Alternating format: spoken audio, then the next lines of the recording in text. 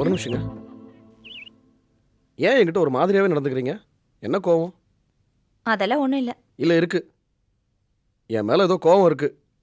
அதனால தான் நான் ஊசி நூல் கேட்ட உடனே என்ன ஏதுன்னு கேட்காம பட்டுன்னு என் கையில் இப்படி வச்சுட்டு போறீங்க. கையில சட்டையை வச்சுட்டு ஊசி நூலை கேட்டா வாய் தக்குவா கேப்பீங்க. ரொம்ப விவரமா பேசி மடக்கிறத நினைப்பா? தெரியுதுல, அப்ப இந்த சட்டையை வாங்கி பட்டன் தச்சு கொடுக்கலாம்ல. ஏன் உங்களுக்கு பார்த்தாங்களே பெரிய இடம் பக்கத்து தெருவுல தான் இருக்கு, அங்க போய் கொடுத்து தைச்சுக்கோங்க. என்ன பேசுறீங்க? கல்யாணத்துக்கு முன்னாடி அந்த பொண்ணுகிட்ட போய் இப்படி எல்லாம் கேட்டா மரியாதை இருக்குமா? இப்ப புரியுது. நான் அந்த பொண்ணை கல்யாணம் பண்ணிக்கிறதுக்கு ஓகே சொன்னது உங்களுக்கு மேல கோவம். ஓ, அப்படின்னு ஒரு நினைப்பு இருக்கா? நீங்க எந்த கழுதையை வேணாலும் கட்டிக்கோங்க, எனக்கு என்ன? ஏன் கோபம் என்னன்னா, உங்களை முத பார்த்தப்ப குடிப்பீங்களான்னு கேட்டேன், இல்லன்னு சொன்னீங்க. ஆனா குடிக்கிற பழக்கம் இருக்கு, போய் சொல்லிருக்கீங்க. உங்களை ஏதோ பெரிய ஹீரோ, நல்ல டைப், பண காசெல்லாம் முக்கியம் இல்ல, சொந்த பந்தம் தான் முக்கியங்கிற மாதிரி காட்டிக்கிட்டீங்க. ஆனா அதுவும் போய்ங்கிற மாதிரி ப்ரூவ் பண்ணிட்டீங்க. இப்படி பொய்யா நடக்கிறவங்களை பார்த்தாலே எனக்கு ஆகாது. பரவாயில்லையே, சுத்தி வளைச்சு பேசினாலும் நான் யாரோ ஒரு பொண்ணை கல்யாணம் பண்ணிக்கிறது உங்களுக்கு மனசு கஷ்டமா இருக்கு. கரெக்ட் தானே? சும்மா சொன்னதே சொல்லி அறுக்காதீங்க. இருந்தாலும் இந்த விஷயத்துக்கு நீங்க கோவப்படுறது எனக்கு ரொம்ப பிடிச்சிருக்கு. இப்ப கடைசியா சொன்ன விஷயம் முழுக்க உண்மைங்க. உங்களுக்கு தான் பொய் பேசினாவே பிடிக்காதே. இனி சத்தியமா உங்ககிட்ட பொய் பேச மாட்டேன். இந்த பக்கத்து தெருவில் எந்த ஒரு பொண்ணா இருந்தாலும் எனக்கு வேண்டவே வேண்டாம். நான் தான் ஏற்கனவே இங்க மாட்டிக்கிட்டேனே.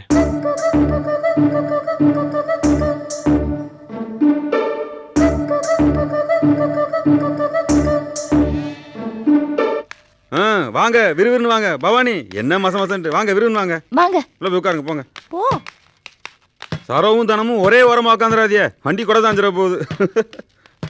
சரிங்க நாட்டாம, முதல்ல தலையை சிவி லட்சணமா இருக்க பாருங்க. என்ன லீலா, மூத்த மாப்பிள்ளைய எப்படி கலாட்ட பண்ற? இவரா மூத்த மாப்பிள்ள? தியேட்டர்ல 3 சீட்டு போடுற ஆள் மாதிரி இருக்காரு. இவரும் இவர் வேட்டியும். என்ன லந்து உருறியா? நானும் பேண்ட் போட போறேன் தெரியும்ல.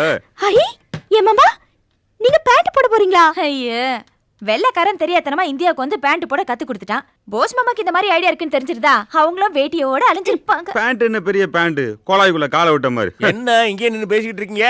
மலமல நேருங்க, நேரமாவதுல மாப்பிள்ளைக்கு முதல்ல ஆட விட. எல்லாம் உள்ள போங்க, ஏறுங்க சீக்கிரம். விஜி சீக்கிரம் பூட்டிட்டு வா, நேரமாவதுல. மலமலன்னு வா. யாரு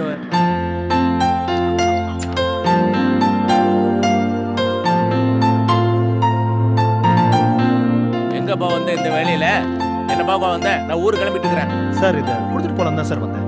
கொடுக்க வந்தியா? எங்கிட்டியா? என்ன அது? பிரிச்சு பாருங்களேன்.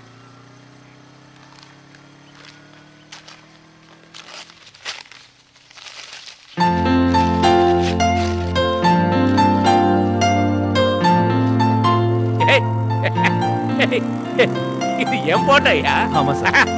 என்ன விட நல்லா இருக்குது, பிரமாதமா இருக்குது. நான் ஸ்டூடியோ பக்கமே வரலையே, எப்போ எடுத்தேன்? இது கல்யாணத்தப்ப எடுத்த போட்டோ. கல்யாணத்துல எல்லாரும் சந்தோஷமா இருப்பாங்க. ஆனா பொண்ணை பெத்த அப்பா மட்டும் ஏதோ ஒரு சோகத்திலே இருப்பாரு. அது பொண்ணை பிரியிற சோகத்தினால இருக்கலாம், இல்ல கல்யாண செலவு பத்தின நினைப்பனால கூட இருக்கலாம். ஆனா அந்த சூழ்நிலையிலையும் ஏதோ ஒரு நிமிஷம் தன்னை மறந்து சிரிப்பாங்க. அந்த சிரிப்பை நான் மிஸ் பண்றதே இல்லை. டக்குன்னு படம் பிடிச்சு அவங்களுக்கே பிரசண்டா கொடுத்துருவேன். என்ன உங்களுக்கு கொஞ்சம் லேட்டா கொடுத்துட்டேன், அவ்வளவுதான். அதனால பரவாயில்ல. சோக்கா எடுத்துருக்கிறப்பா, கலர்லயே எடுத்து போட்டேன். ஆமா சார். இன்னைக்கு எதுவும் சொல்லி இருக்குதா? இல்ல சார், இன்னைக்கு எந்த வேலையும் இல்ல. கேமரா வச்சிருக்கியா? இருக்கு சார், எப்போ என்கிட்டயே தான் வச்சிருப்பேன். சரி, எங்க கூட வா, கோயிலுக்கு படையல் படைக்க போறேன் குடும்பத்தோட. குழந்தைங்க எல்லாம் வராங்க, எல்லாரையும் போட்டோ எடு. ஐயோ சார், நீங்க உங்க குடும்பத்தோட போறீங்க, நான் எப்படி சார்? அட நீ நம்ம குடும்பத்தால் மாதிரி தான். வாயா. சரி சார். விஜய் கூட்டிட்டு வா சீக்கிரம்.